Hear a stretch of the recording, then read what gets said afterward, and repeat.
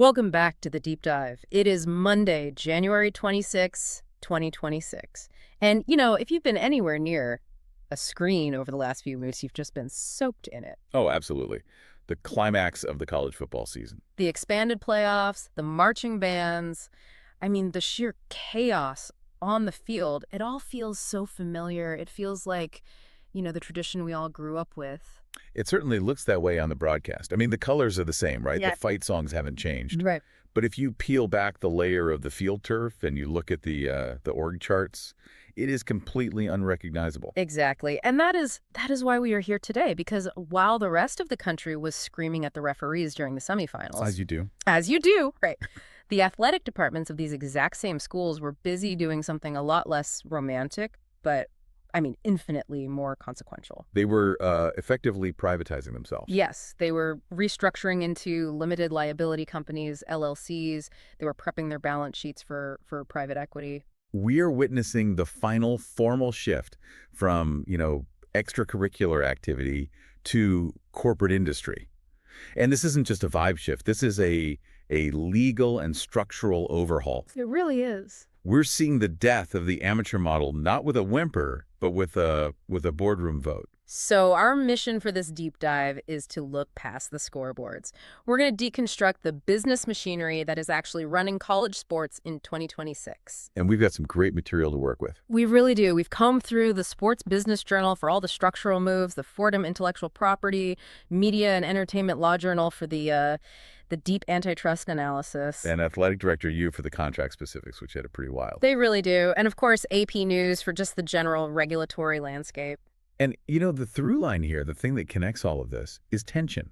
It's the tension between the university, which is this nonprofit, educational, slow-moving state entity, and the athletic enterprise. Which is?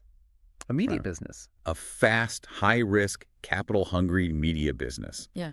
And the two they don't fit together anymore. The suit is too small. So let's start there with that corporate makeover, because you're right. For decades, the athletic department was just that, a department. It was like chemistry or English. Right. It was under the university umbrella. But that model is dead. The new model is the subsidiary. It is. And to really understand why this is all happening right now, we have to look at the Clemson Ventures case study from late last year.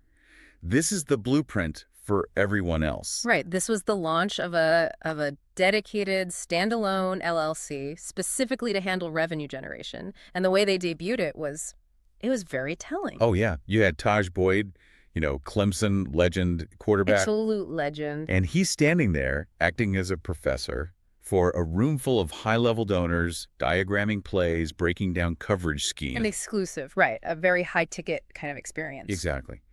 But the most important part of that whole scene wasn't Taj Boyd. It was the entity that cut his check for the appearance. It wasn't Clemson University. No. It was Clemson Ventures. Mm-hmm. And the man they hired to run it, a guy named Michael Drake, is a former executive from the NBA and the NFL.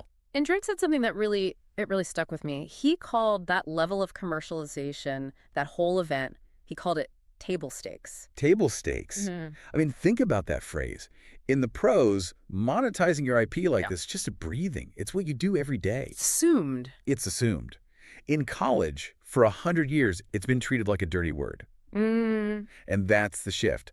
Drake is bringing a pure pro sports mindset to a campus environment. And look, the numbers back it up. We're not just talking theory here. What are we seeing? Clemson Ventures is already generating double the gross and net revenue compared to their old model. Which was just what? Leasing their rights out. Right. They just leased their rights to a third party and took a check. Now they own the operation. But let's drill down on the structure for a minute, because I think a lot of people, you included, you miss the why here. Why go through all the legal hassle of forming a separate LLC? Why not just hire better salespeople inside the athletic department? It's not about sales tactics. It's about bureaucracy and risk. Yeah.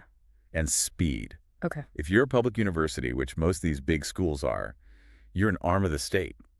And that means you have to play by the state's rules. You're talking about state procurement laws. Exactly. Yeah. State procurement laws are an absolute nightmare for a business that needs to move fast. Give me an example. Okay. Let's say the football coach, he wants to buy a new cutting-edge cryotherapy chamber to help players recover faster. It's $100,000. Okay. If you're the university, you might have to put that out for a public bid. You have to wait 90 days for responses. You have to fill out a mountain of paperwork. And you might be legally required to accept the lowest bidder, not the best one. And meanwhile, the team you're playing next week, your rival, they just bought 3 of them on a corporate credit card because their booster club is set up as a private foundation. Precisely. The LLC bypasses the state legislature's purchasing requirements. It allows the athletics arm to move at the speed of business, not the speed of government. Which are 2 very, very different speeds. Very different. And then there's the talent acquisition piece, the human side of it. We talked about Michael Drake coming over from the NBA. Right. You cannot hire a guy like that and pay him on a standard university pay scale. You just can't. It doesn't fit the grid. It doesn't. I mean, try explaining to a state human resources department that you need to pay your chief revenue officer a commission on jersey sales. They'd laugh you out of the room. State jobs generally don't work on commission. They have salary bands. They have levels. An LLC lets them create a completely separate compensation structure. So you can offer performance bonuses. Performance bonuses, equity-like incentives, all the things you need to compete for front office talent against, say, the Dallas Cowboys, not just against the University of Alabama's history department. It's arbitrage. That's what it is. They're using the university brand, which is this powerful, tax-exempt, publicly supported thing. But they're operating with private sector rules. And you said it's not just Clemson. No, it's a stampede. It's happening everywhere. Kentucky has Champions Blue, LLC. Okay. Texas Tech has Texas Tech Athletics Partners. West Virginia, Michigan State, they're all scrambling to build these things. But they aren't all doing it the same way, right? It seems like different schools are using these shells to try and solve slightly different problems. That's a great point. They're customized. Yeah. Kentucky's Champions Blue is really focused on that procurement and efficiency angle we just talked about. Just buying things faster. Just buying things faster. Their AD, Mitch Barnhart, was very clear. He just said they needed to streamline operations. They were getting bogged down. Okay, so that's the efficiency play.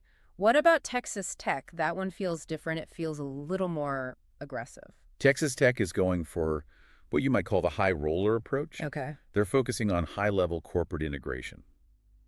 They launched something called the Double T Circle. What's that? It's an elite, very expensive sponsorship tier. Think Adidas, Coca-Cola, the big players. And what it does is merge the traditional donor class with the corporate class. So it's not just about getting a banner in the stadium anymore. Not at all. It gives these corporate partners direct scheduled access to the athletic director, to the head coaches in a way that, traditional sponsorship deals just don't. It's a seat at the table. It really feels like they're building war chests. And that leads us directly to the other shark that's swimming in these waters right now. Just equity. Private equity, because you don't go through all this trouble to restructure your company to a clean, auditable, investable LLC unless you are planning to take on an investment. That is the quiet part that everyone is finally starting to say out loud. The entire infrastructure is being built specifically to accept institutional capital. And you can see it happening at the conference level, too. Oh, absolutely. Look at the Big 12 under Brett Yormark, who comes from a pro sports and entertainment background. Right, from Rock Nation. Exactly. They have been incredibly aggressive. They took a 15% equity stake in that new Players Era Festival basketball tournament. Which is a huge deviation from the old model. I mean, usually a conference just takes a licensing fee, right? Pay us $5 million and our teams will show up. Exactly. That's a fee-for-service model. This is an asset play. The Big 12 said, we don't just want a fee for our appearance. We want to own a piece of the event itself. They're betting on the enterprise value of that tournament increasing over time. And that mindset-building asset value, not just collecting fees, is exactly what private equity firms look for in an investment. So connect the dots for us. How do these new campus LLCs and the world of private equity actually meet? Well, think about it this way. You can't buy a share of the University of Florida. Right, it's a public trust, a state entity. It doesn't have shares. You can buy 20% of Florida Athletics Partners, LLC. You're sanitizing the asset. That's a perfect way to put it. You're carving out the profitable part, the media company, and you're stripping away the library and the tenure committees and all the academic stuff that a fund doesn't want to deal with. You're packaging it for Wall Street. That's it. You are creating a legal vehicle that can accept a $100 million cash injection from a firm like Redbird Capital or BlackRock in exchange for a percentage of future television revenue. And the conferences are pushing this. The Big Ten has been openly talking about it for over a year. using private capital to front-load cash to its members to close the gap with the SEC. And the guy at Clemson, Michael Drake, he basically said it's already here. He did. He said private equity is already in the college space through their partners, companies like Learfield and Legends, who manage a lot of these schools' rights. The next logical step, he says, is direct investment into the campus entity itself. That's the frontier. It's really just about setting up the plumbing, isn't it? When the capital dam finally breaks, they want all the pipes to be in place, ready to catch the money. And they need that money desperately. Because while they are figuring out all these creative ways to get cash in, the amount of cash that's going to be required to go out is about to explode. Which brings us to the revenue streams and the ever-growing expenses. We have to talk about the patches. The patches. It feels so small, but it's not. Starting August 1st of this year, 2026, the NCAA has officially given the green light for commercial patches on jerseys. We've seen it in the NBA, MLB, NHL. It was only a matter of time before it hit college. It was inevitable. But you're right. In college, the context is different. This isn't just, bonus money for the athletic department to build a new slide in the locker room. No. This revenue is almost certainly, maybe not officially, but implicitly earmarked for the new labor costs. You're referring to the House settlement revenue sharing, which, we'll get into deeper in a bit, but you're saying this is the funding mechanism for that. It is a primary funding mechanism. The estimates for what these little patches are worth are just wild. What are we talking? For a smaller school, a mid-major, maybe you get $500,000 a year, which is still a lot of money for them. Right. But for a blue blood powerhouse, an Ohio State, a Michigan, a Texas, and Alabama, we're looking at $8 million to $12 million. A year. $12 million for a 4-inch square of fabric on a shoulder. That 4-inch square is some of the most valuable media real estate in American sports. Think about the number of close-up shots during a national championship game that's getting 25 million viewers. And you connect that to the new expenses. Do the math. If schools are facing a new, say, $22 million annual cap to share revenue directly with players, a $12 million jersey patch covers more than half that liability instantly before you sell a single ticket. So the players are getting paid, or they're about to get paid, but the coaches are already getting paid a lot. And I want to dive into this coaching contract ecosystem because the math here is, well, it feels like Hollywood accounting. It's incredibly complex, and it's designed to be opaque. It's intentionally confusing. Right. The headline number you always see is Coach X signs a 10-year, $100 million deal. But if you actually dig into the contract, which some of these outlets have, the base salary from the university is often tiny. Tiny in relative terms, maybe $400,000, $500,000. Which is an intentional choice. It keeps the coach's official state employee salary in line with, say, the governor or the university president, right? It's about optics. It's optics, yes, but it's also about benefits. Things like life insurance policies, retirement contributions from the state, those are often calculated off the base salary. So keeping the base low saves the university money on that side. So where does the other $9.5 million come from? It comes from supplemental compensation. The talent fee. Right. That's the turn of art. This is payment for media appearances, for apparel rights through the Nike or Adidas deal, for radio shows. It's structured this way to legally separate the coaching duties, which are paid by the university, from the marketing and media duties. Which are paid by the athletic department or now maybe the LLC. Exactly. But where this gets really interesting and really dangerous for the schools is the buyout. The buyout trap. This is where you see schools get absolutely killed financially. The legal term here is liquidated damages. And this is a key concept in contract law. Okay. In the U.S., you generally cannot enforce a penalty for breaking a contract. The law frowns on it. You can only demand reimbursement for the actual quantifiable damage caused by the breach. So the contracts have to frame the coach leaving not as a punishment, but as a financial loss to the university. Exactly. The contracts will say something like, by leaving early, you have caused damages to our recruiting efforts, our future ticket sales, our donor relations, and we estimate those damages to be X. So you owe us Z. Right. But the big fight between the agents and the schools is over what counts as the salary base for that calculation. Does the buyout multiplier, say 75% of remaining salary, apply to just the $400,000 base salary or to the full $10 million package? And for years, the schools tried to argue it was just the base. The agents have gotten very, very good at writing contracts that make it crystal clear it applies to the whole package. Which is how you end up with schools paying a fired coach $50, $60 million to not work for them. That's how it happens. But my favorite part of this whole twisted economy is the mitigation clause and the rise of guarantee games. This is where it feels like we've completely lost the plot. It is the body bag economy, as it's called. So let's play this out. A coach gets fired, or he leaves for another job. He owes the school, let's say, $10 million. Okay. But maybe he gets a new job right away. The old school's contract will have a mitigation clause that says, okay, we'll deduct your new salary from what you owe us. So the new school, being clever, intentionally pays him a grand total of $1 for his first year just to make sure the old school has to pay the maximum amount of the buyout. We have seen that happen. It's an accounting trick. But the guarantee game is the ultimate settlement currency. That's fascinating. Explain that. Coach leaves School A for a better job at School B. School B now owes School A, say, a $5 million buyout for poaching your coach. Okay. Instead of writing a check for $5 million, the athletic directors get on the phone, and School B agrees to play a football game at School A in 2 years. So they trade physical collisions for debt relief. They literally do.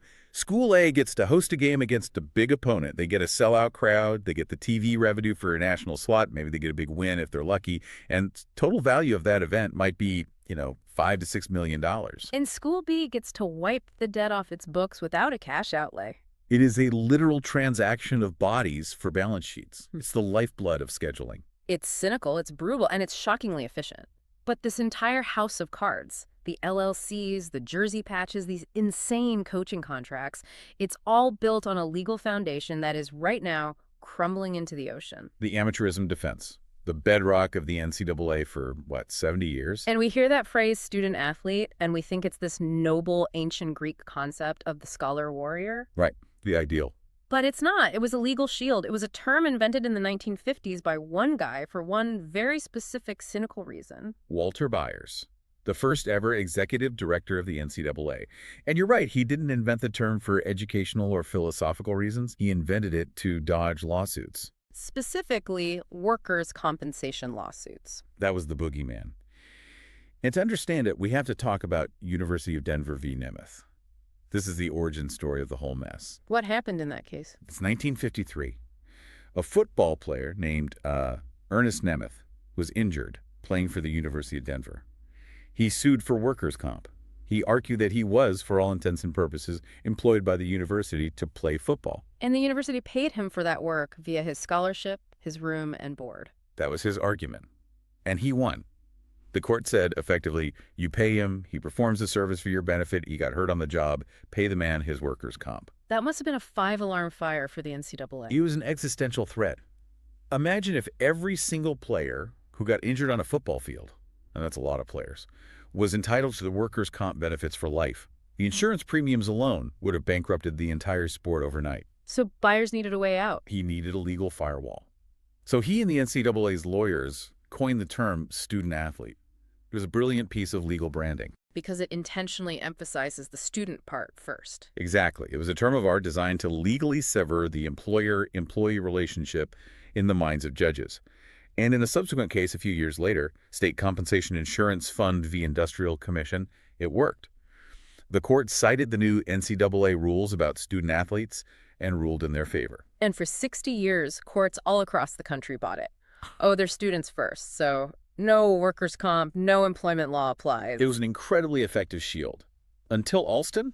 Alston v. NCAA 2021, the Supreme Court. This is the case where the dam finally broke. The ruling itself was actually pretty narrow. It was about education-related benefits, things like laptops and tutoring. But the implication of the ruling was devastating for the NCAA. Because it was 9-0. Unanimous. Unanimous. The court ruled that the NCAA was subject to antitrust laws just like any other business cartel. But the real fire, the part that every lawyer in this space remembers, came from Justice Kavanaugh's concurring opinion. I have that quote right here. It is absolutely scorching. He basically said the NCAA is not above the law just because it wraps itself in this revered tradition of amateurism. He completely dismantled the tradition argument. He compared it to other industries that had changed. He said, you can't argue that because newsboys were historically unpaid, that you can collude to not pay them now. And he called out the circular reasoning of the NCAA's whole argument. He did. He said, And I'm paraphrasing, your argument is they are amateurs because we don't pay them, and we don't pay them because they are amateurs. He called it what it was, a fiction to avoid paying people. And that blistering opinion opened the door for the case that is currently terrifying every athletic director in the country. Johnson v. NCAA. This is the one to watch. It is. It's working its way through the Third Circuit Court of Appeals. It was brought by Trey Johnson, a former Villanova football player, and he's suing for minimum wage under the Fair Labor Standards Act, the FLSA. And unlike all those previous cases over the decades, the court isn't just throwing it out based on the amateur label. No. In fact, the Third Circuit has explicitly rejected the amateurism defense as circular reasoning, echoing Kavanaugh. They are instead applying a standard legal test called the economic realities test. Which asks what, in simple terms? It just strips away all the labels like student-athlete and looks at the actual mechanics of the relationship. Okay. It asks a few simple questions. Do the athletes perform a service? Yes, they play football. Does that service benefit the employer, the school? Yes, to the tune of billions of dollars in revenue. And the big one is their control. And the level of control it's absolute. It's when to wake up, what to eat, what to wear, when to practice, what classes to take. It's more control than almost any normal job has over an employee. And so if you apply that standard legal test for what constitutes an employment relationship to a big-time college football player, they are employees. There is almost no coherent argument against it other than, but we've never called them that before. And if the Johnson case goes the way it looks like it's going, or if the National Labor Relations Board gets its way. Right, the NLRB. We saw the Dartmouth men's basketball team vote to unionize just last year.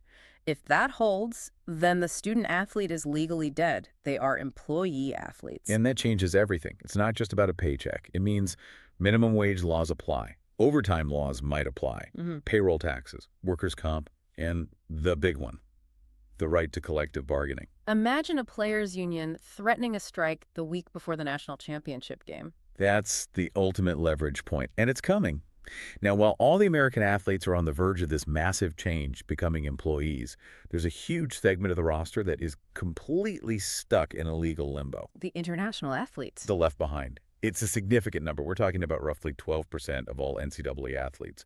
And in sports like tennis or soccer or basketball, it's much, much higher. And these athletes are here on F1 student visas, and those visas are not flexible. Incredibly strict. The F1 visa has very clear rules, and it strictly prohibits active employment on U.S. soil, with very few exceptions, like a part-time job at the campus bookstore. And the U.S. government, specifically Customs and Immigration, views NIL name, image, and likeness deals as employment. Yes.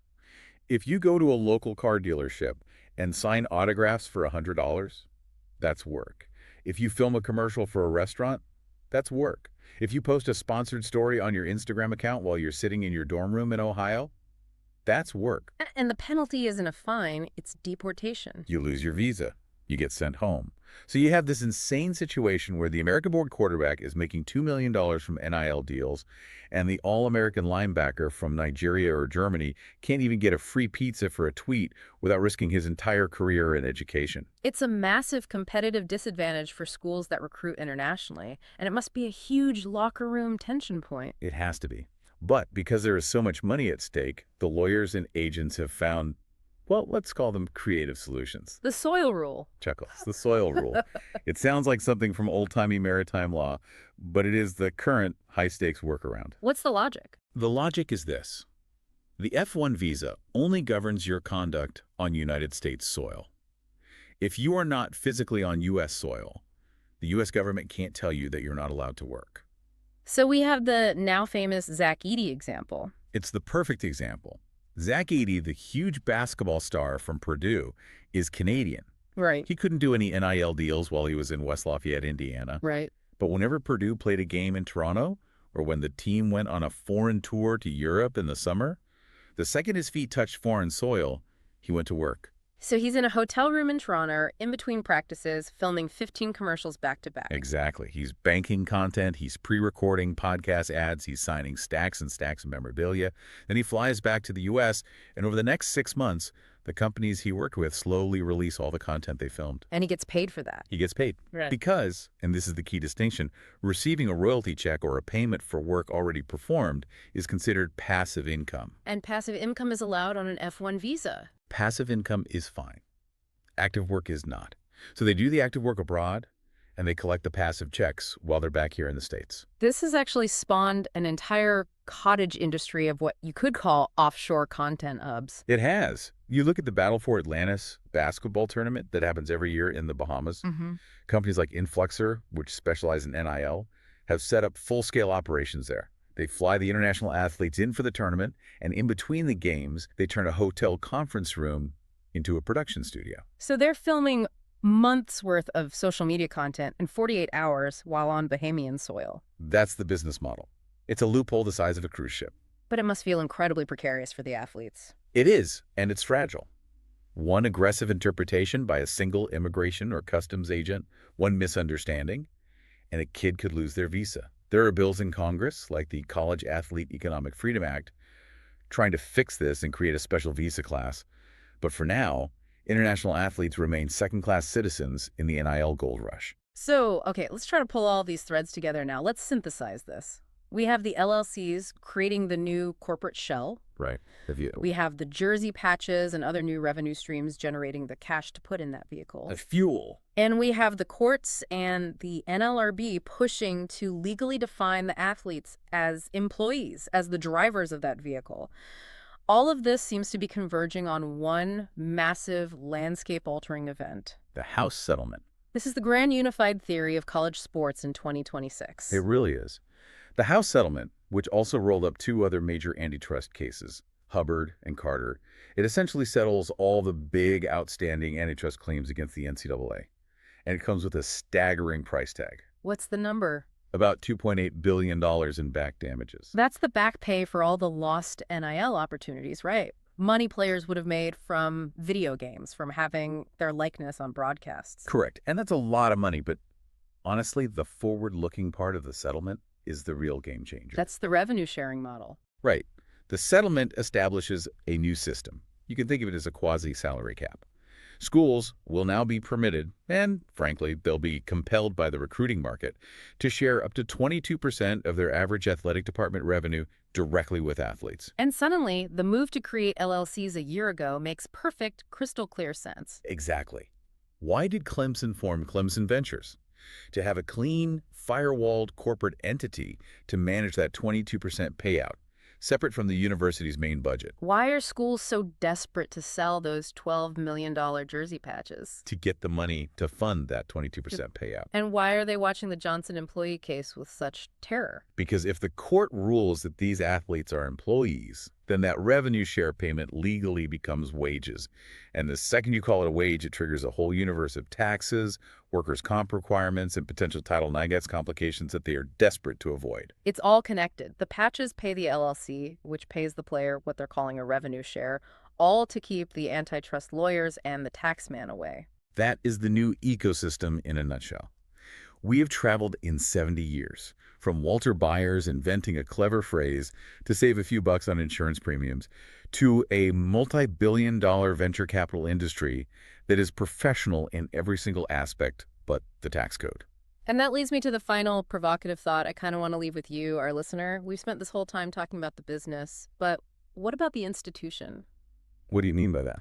Well, if the student athlete is now legally an employee and the athletic department is now legally a venture capital-backed media firm, then what is the university? Is the University of Michigan just a landlord for a pro football franchise? Is it just a holding company that happens to have some classrooms next to the stadium? It's a fair and uncomfortable question.